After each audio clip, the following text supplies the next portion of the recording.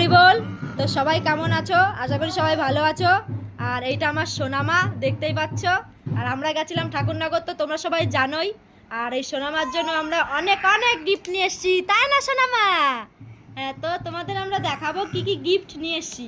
তো প্রথম কথা, এই দেখো, এই যে যে ডাঙ্কাটা দেখছো, ছোট ডাঙ্কা, এইটা নিয়ে এসেছি ওর জন্য। আর এইদিকে এই একটা ব্যাগ আছে, ছোট একটা ব্যাগ। আর এইদিকে একটা পেন, এখনই আমরা ওর থেকে পেন ধরিয়ে দিচ্ছি ওর হাতে।